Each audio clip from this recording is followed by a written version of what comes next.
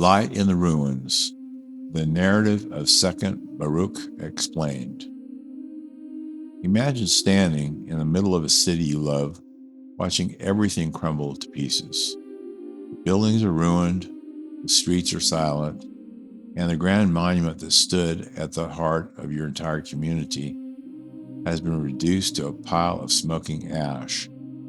Everyone around you has lost hope, and you are left sitting in the dust, asking the universe the ultimate question.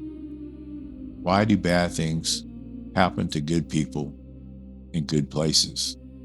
And how are we supposed to move forward when everything is broken? This is the exact emotional starting point for Second Baruch, an ancient text written nearly 2,000 years ago.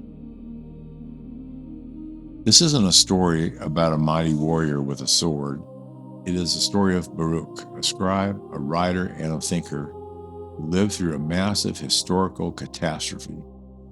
Instead of giving up, Baruch uses his grief to search for deeper answers, embarking on a profound mental and spiritual journey that transforms him from a mourning citizen into a beacon of hope for the future. Chapter 1. The Falling Curtain. The drama begins on the eve of a massive invasion. Baruch is walking along the massive stone walls of Jerusalem when a booming voice echoes from the heavens, telling him to step outside the city gates. As he watches from a nearby hill, something unexpected happens. Before the enemy army even reaches the gates, 4 brilliant, towering angels descend from the sky holding blazing torches. They march to the 4 corners of the city walls and systematically dismantle the fortification themselves. Baruch is completely stunned. The angels look at him and explain a profound secret. No human enemy has the power to destroy this sacred place unless the universe itself allows the curtain to fall. The outer buildings and stone walls are just temporary shapes. The true value of a society doesn't belong to its architecture, but to the integrity, character, and wisdom of the people living inside it. Chapter 2. The 4 Fasting Intervals. With the city in ruins, Baruch sits by the broken gates and weeps for days. But he doesn't let his sadness turn into bitterness. Instead, he decides to train his mind. He enters a period of deep reflection, fasting for 7 days at a time in the quiet valleys outside the city, waiting for clarity. During these quiet intervals, a comforting presence arrives to answer his toughest questions. Baruch asks, if the world is filled with so much pain and injustice right now, what was the point of creating it in the first place? The present uses a brilliant analogy, telling Baruch to think of a time like a giant seasonal hourglass. You cannot judge the success of a farmer's harvest while the field is still buried under winter snow. Right now, history is passing through a rough, stormy season. Presence promises Baruch that the chaos is temporary and a grand turning point is approaching where the scales will naturally balance out. Chapter 3. The Vision of the Forest and the Vine. To show Baruch exactly how this turning point will happen, the universe grants him a massive cinematic dream vision, plays out like an ancient animated fable. In the vision, Baruch sees a sprawling, chaotic forest surrounded by jagged, rocky mountains. This forest represents the aggressive, uncaring empires of the world that use raw power and noise to dominate everything around them. Suddenly, a tiny, quiet vine begins to grow on the valley floor, winding its way through the dirt.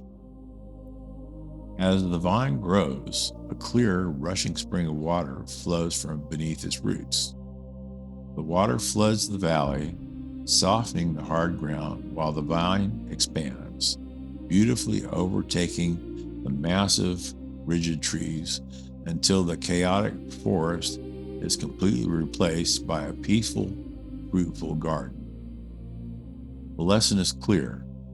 Raw force and loud bullying might seem unstoppable right now, but quiet wisdom, growth, and truth will ultimately outlast them every single time. Chapter 4: The Letters of Hope. When Baruch wakes up, his grief is completely gone. He realizes that his job isn't to fix the past. His job is to build the future.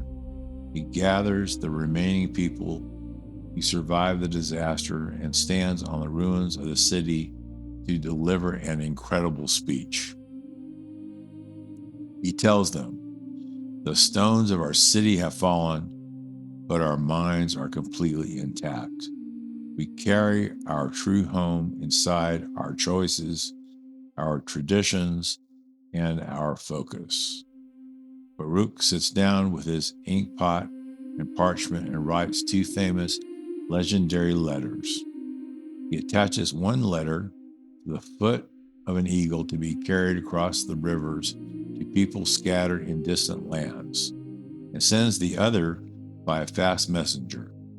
His letters contain a powerful blueprint for survival. Stop looking back at the ruins. Focus on learning, support one another, stay disciplined, and keep your integrity sharp, because a community built on character can never truly be destroyed. Epilogue: The Blueprint of Resilience.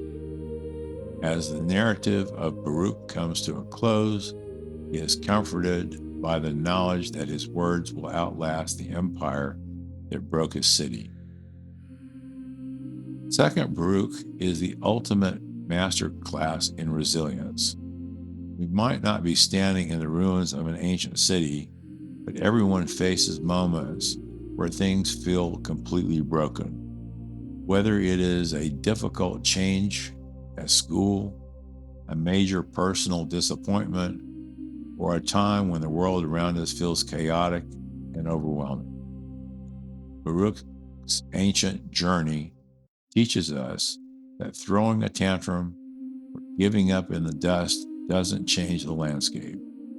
Real strength means taking a deep breath, asking the right questions, looking at the bigger picture, and using your mind to write a new chapter.